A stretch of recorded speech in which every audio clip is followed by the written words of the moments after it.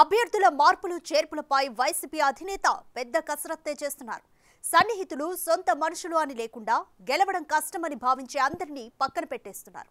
టికెట్ల కేటాయింపు, అభ్యర్థిత్వాల విషయంలో ఎవరైనా సరే డోంట్ కేర్ అన్నట్లు వ్యవహరిస్తున్నారు.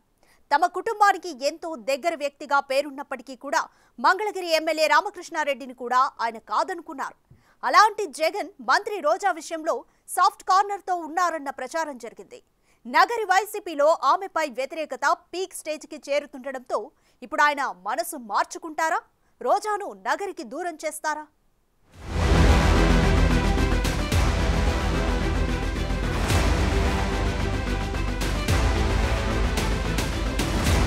చిత్తూరు జిల్లా నగరి ఎమ్మెల్యే ప్రస్తుత మంత్రి రోజా పొలిటికల్ ఫ్యూచర్పై పెద్ద చర్చే జరుగుతోంది. ఇప్పుడు వైసీపీలో అభ్యర్థుల మార్పు చేర్పులు ప్రారంభమైన నాటి నుంచి రోజాకు ఈసారి టికెట్ దక్కబోదనే ప్రచారం ముమ్మరంగా జరుగుతోంది. రోజాపై నగర నియోజకవర్గం వైసీపీలో విపరీతమైన అసంతృప్తి ఉంది. స్థానికంగా పట్టున్న 3-4 గ్రూపులు రోజాకు వ్యతిరేకంగా పావులు కదుపుతూ ఈసారి ఆమెకు టికెట్ ఇస్తే ఓడిస్తామని పార్టీ పెద్దలకి అల్టిమేటం ఇస్తున్నాయి.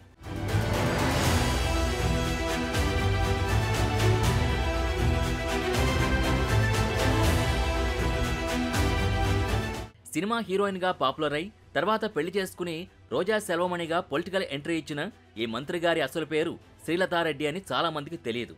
చిత్తూరు జిల్లాలోనే పుట్టిన హైదరాబాద్లో సెటిల్ అయిన రోజారెడ్డి 2002లో తమిళ దర్శకుడు సెల్వమణిని పెళ్లి చేసుకుని రోజా సెల్వమణి అయ్యారు. టీడీపీతో పొలిటికల్ ఎంట్రీ ఇచ్చి 2004, 2009 ఎన్నికల్లో నగరి, చంద్రగిరిల నుంచి పోటీ చేసి పరాజయం పాలయ్యారు. తర్వాత కాంగ్రెస్ చేరి వైసీపీకి షిఫ్ట్ అయ్యారు.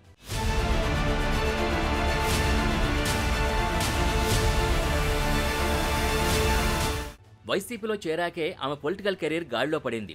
2014 ఎన్నికల్లో నగర్ నుంచి పోటీ చేసి టీడీపీ దిగ్గజం గాలి ముద్దుకృష్ణమనాయుడును ఓడించి తొలిసారి అసెంబ్లీలో అడుగుపెట్టారు.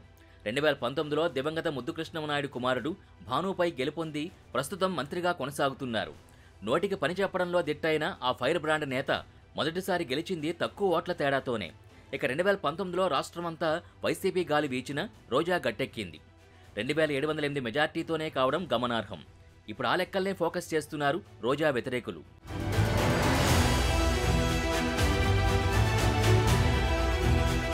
హైదరాబాద్లో స్థిరపడి నగరి ఎమ్మెల్యే అయిన రోజా రెండోసారి గెలిచిన నాటి నుంచి నియోజకవర్గంలోని పలువురు నేతలతో సత్సంబంధాలు లేవు. ఈ నేపథ్యంలో నగరి నియోజకవర్గంలోని అసమ్మతి వర్గమంతా ఏకమై రోజాకు వ్యతిరేకంగా అమరావతిలో కూర్చుని పావులు కదుపుతున్నారట. మరోవైపు ఉమ్మడి చిత్తూరు జిల్లాలో వైసీపీకి పెద్ద దిక్కుగా ఉన్న మంత్రి పెద్దిరెడ్డి రామచంద్రారెడ్డితో ఆమెకు రాజకీయ వైరం ఉంది.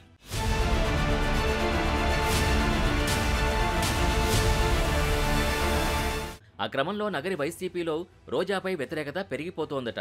రెండోసారి గెలిచినప్పటి నుంచి ఆమె వ్యవహరిస్తున్న తీరు నచ్చక వ్యతిరేకిస్తున్న వారందరూ ఈసారి రోజాకు టికెట్ దక్కకుండా తాడేపల్లిలో పెద్ద ఎత్తున లాబింగ్ చేస్తున్నారట. అదీకాక ప్రస్తుతం అభ్యర్థిత్వాల మార్పు చేర్పుల విషయంలో పెద్దిరెడ్డి రామచంద్రారెడ్డి చాలా కీలకంగా చక్రం తిప్పుతున్నారు.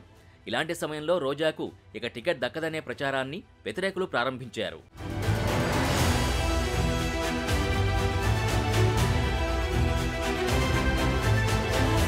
రోజా మాత్రం ఈ ప్రచారంపై పలు సందర్భాల్లో ఆచితూచి స్పందించారు.